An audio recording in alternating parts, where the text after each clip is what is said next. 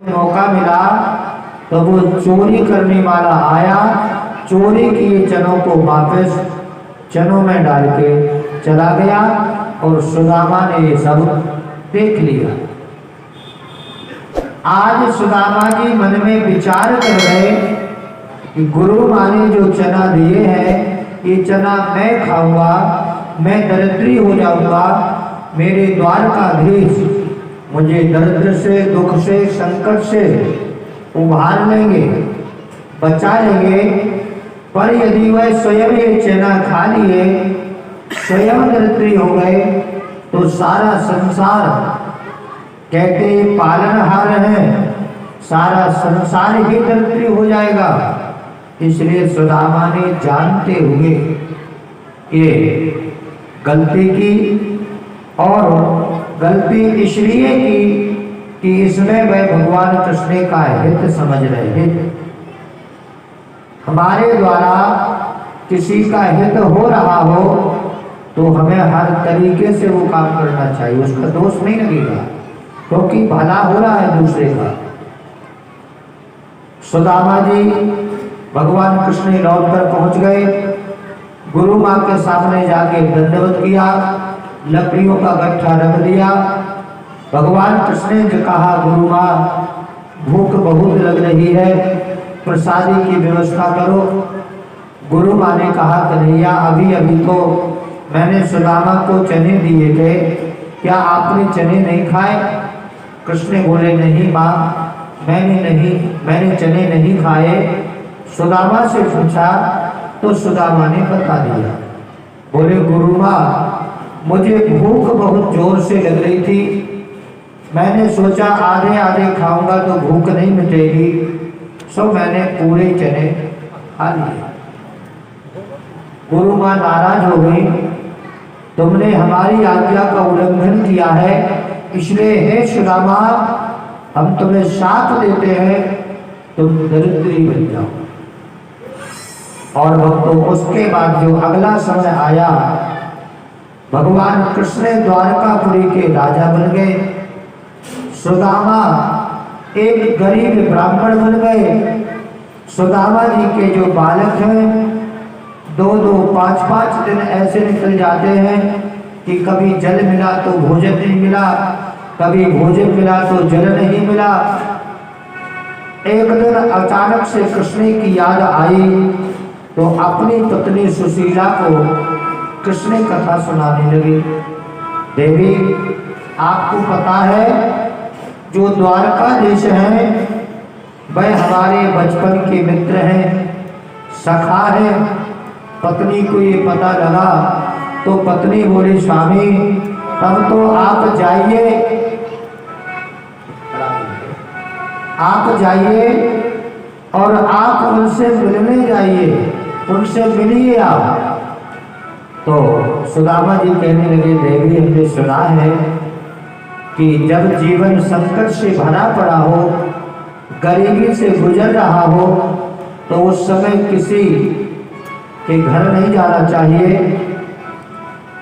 सुदामा पत्नी सुबुद्धि बोली, स्वामी मैं इसलिए नहीं भेज रही कि आप कुछ मांगना, मैं तो इसलिए भेज रही हूँ कि आप जाइए, आपने जो गलतियाँ की हैं आप मिल भी आना, क्षमा भी मांग आना, गलती स्वीकार कर लेना।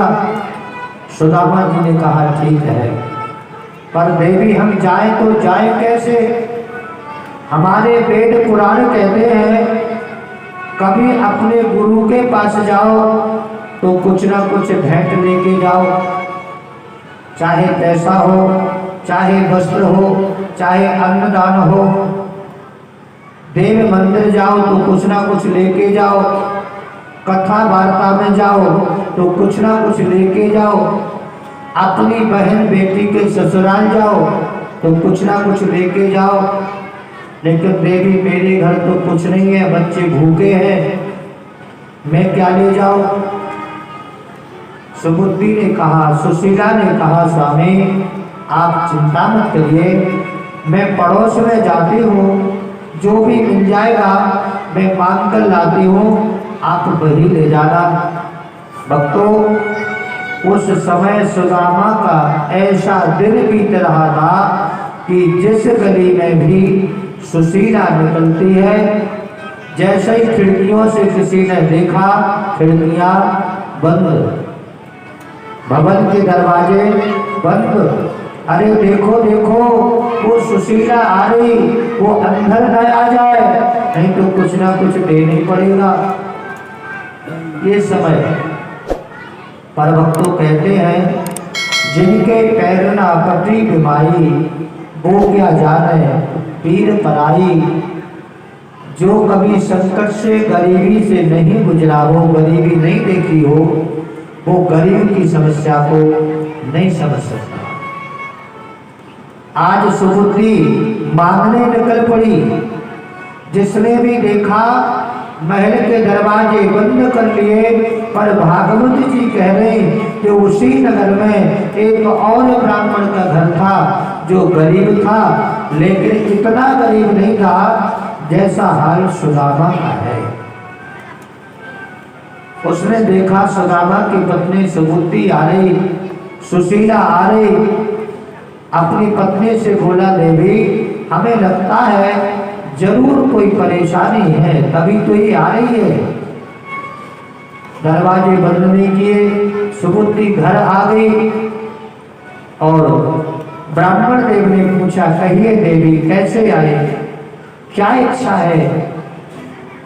सुबुद्धि बोली, भगवान हम इसलिए आए हैं कि हमारे बच्चे 5 दिन से भूखे हैं, आपके घर यदि कुछ हो तो थोड़ा सा हमें दे दो। ब्राह्मण ने अपनी पत्नी से कहा, देवी भंडार में देखो जो भी रखा हो इनको दे दीजिए। ब्राह्मणी जब भंडार में गई तो देखा केवल 1 किलो तंदुल रखा है, 1 किलो तंदुल, केवल 1 किलो तंदुल रखा है। तो पति से बोली, स्वामी मैं क्या दूं, भंडार में ज्यादा कुछ नहीं, बस 1 किलो तंदुल है। पति ने कहा, तो कोई बात नहीं देवी, 1 किलो है ना, दे दो। ब्राह्मणी ने कहा, स्वामी कल बच्चों का क्या होगा, हमारे भी बच्चे हैं। ब्राह्मण देव समझा रहे, देवी कल को किसने देखा, कल आएगा कि नहीं, ये कोई निश्चित बात भी तो नहीं है। अरे आज देखो ना, आज हमारे बालक भोजन करके विश्राम कर रहे हैं, सो रहे हैं, और सुदामा के बालक 5 दिन से भूखे पड़े हैं। देवी जो भी है दे दीजिए, जब कल आएगा तब देखा जाएगा। भक्तों, गरीब की बात को गरीब ही समझता है। एक गरीब आज किस समस्या से गुजर रहा है वो गरीब ही जानता होगा, अमीर नहीं जानेगा। अमीर तो भाई नहीं, अब ये तो भाई 1500 रुपए की है। आज आपने सेठ लोगों को देखा, पर भोगना तो पड़ेगा, भूले जरूर है पर भोगना पड़ेगा। क्यों?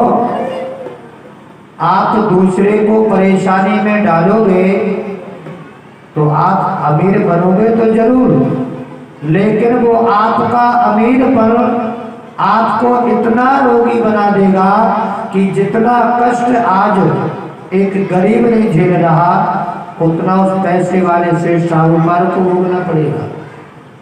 गलत पैसा गलती होता है, परंतु ये निर्णय है पहले से, अमीर कभी गरीब की बात को समझता ही नहीं, गरीब दौड़ता ही रहेगा।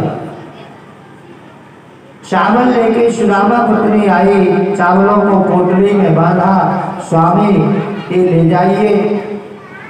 सुदामा जी जैसे ही घर से निकले, द्वारकाधीश का ध्यान किया, दंडवत किया, हे द्वारकाधीश मैं आपके पास आ रहा हूँ। भक्तों, भागवत जी में लिखा है कि उसी समय द्वारकाधीश ने आशीर्वाद दे दिया, मैं तुम्हें लेने आ रहा हूँ। अरे तुम 2 पग आगे बढ़ो, मैं 4 पग बढ़कर लेने आऊंगा, लेकिन बढ़ो तो सही। जब आप बढ़ेंगे नहीं भगवान की तरफ तो फिर भगवान लेने वाला नहीं है। सुदामा जी भगवान का भजन करते करते चले जा रहे हैं।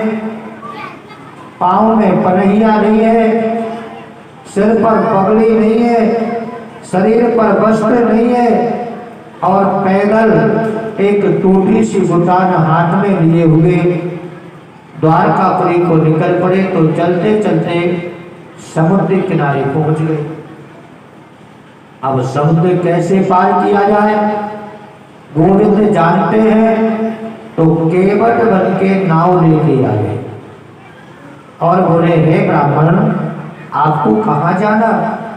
आइए हमारी नाव में बैठ जाइए, हम आपको समुद्र पार करा देंगे, फिर आपको जहाँ भी जाना है आप चले जाना।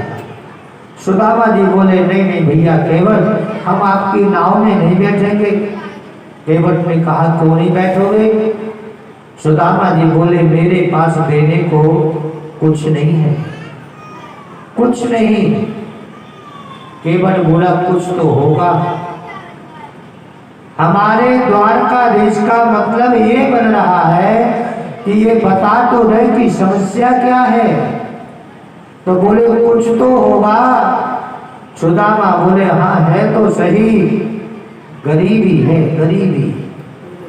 तो केवट ने कहा, चलो कोई बात नहीं, पैसा सब कोई देता है, तुम नाव में बैठ जाओ, मैं समुद्र पार करा दूं, अपनी गरीबी ही मुझे दे देगा। ये है भक्त और भगवान। सुदामा ने नाव पार कर ली। भगवान ने बता दिया, केवट ने बता दिया, यहाँ से सीधे चले जाना, बहुत बड़ा महल मिलेगा, जहां पहरा लगा वो पहरा समझ लेना कोई द्वारकाधीश का घर है। सुदामा जी खोजते खोजते द्वारकाधीश के दरबार पहुंच गए। अब लेकिन कभी राजा महाराजाओं से मिले ही नहीं, तो नियम क्या जाने कि पहले आज्ञा लेना पड़ती। सुदामा जी दरबार से अंदर जैसे जाने लगे, द्वारपालों ने दरबार बंद कर दिया है। कहाँ जा रहे? सुदामा जी बोले, भगवान कृष्ण से मिलने। कृष्ण कौन है तुम्हारे?